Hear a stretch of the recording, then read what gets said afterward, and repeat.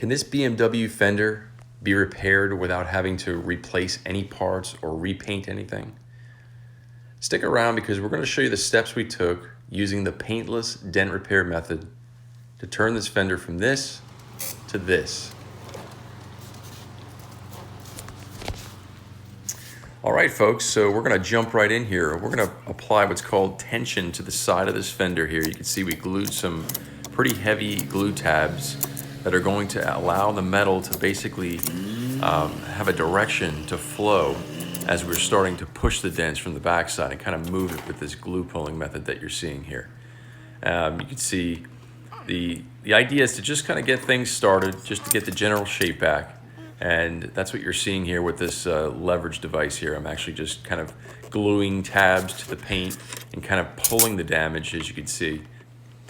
The glue is hot, but it's not hot enough to burn the paint. So it allows us to just essentially fuse the hot glue with a plastic tab to the paint and then just pull it off with some alcohol, which basically breaks the bond. And I mentioned that we're going to be actually pushing the metal from the backside and also pulling it. So it's kind of like a dual process, you know, whatever it takes to get the shape back, and then we can go in and kind of fine tune it as we need to. So this is one of those tools that basically going to allow us to go from the backside, and you know, it's got a wide face. And what this tool is it's called a killer whale, and it's made by a company called Stanliner, which produces some of the best tools in the industry for this particular process. And you can see we're essentially just drawing the metal out from the backside. It's almost like dragging the metal from the backside, basically, with a little bit of pressure. And here's another Stanliner tool. This is actually what's called a rounded snake. It's got a rounded head, which kind of matches the direction that we're trying to go here down the center of that deep crease right there. If you watch the center, you can kind of see it come up.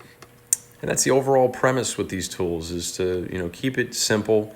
You know, take these tools and kind of match the tooltip design to the actual backside of the damage that you're working on. This is actually a fender tool from Stanliner, and it's actually got two different designs. They're basically like big dollies on the end of rods. And this is the rolling spoon, and they have different functions. So basically you can kind of push like you normally would with a regular PDR rod. You could drag just like you're seeing there from the backside, and kind of roll as you're going to see here.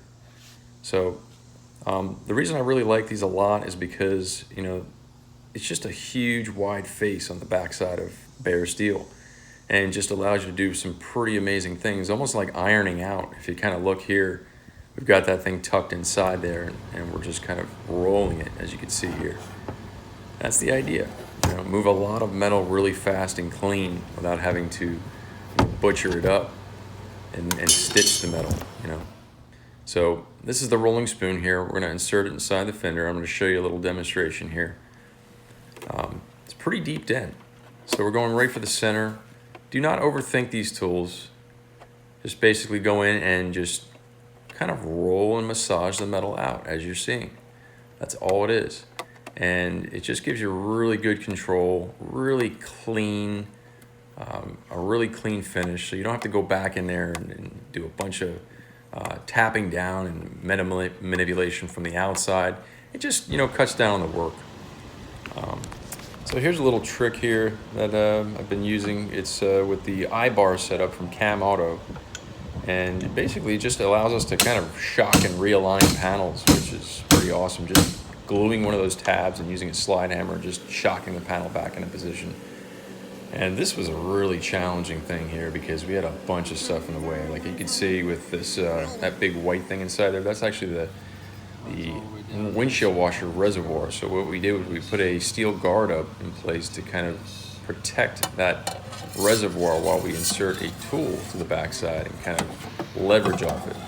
I was not about to take that whole entire reservoir out. It was a real pain in the butt, so I just left it in there, and I used a really heavy duty window guard from PDR Finesse.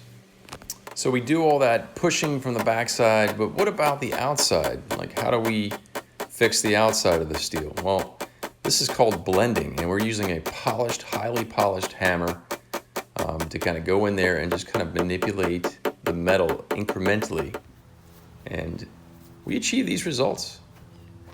And you know, you can imagine that this customer here was extremely happy with the end result. This car meant a lot to him. This is actually one of my really good customers from over the years. Asked me if I could possibly do this for him because he did not want to have any paint work or body work on this car. And you know, we achieved exactly what we set out to do. And we just wanted to kind of test the boundaries of the paintless dent repair method. Yeah, you know, a lot of people would ask me why I would take something like this on, and you know, the real answer is it's a very fulfilling thing for me. I get to, you know, help somebody get their car back without having to diminish the value of the vehicle. It doesn't change anything about the vehicle in the process of repairing it, so ultimately it's the best solution for it. Hopefully you learned a little something new about the paintless dent repair method, or if you're a technician, you learned a little something. I appreciate you guys stopping by to watch these videos. It means the world. See you on the next one.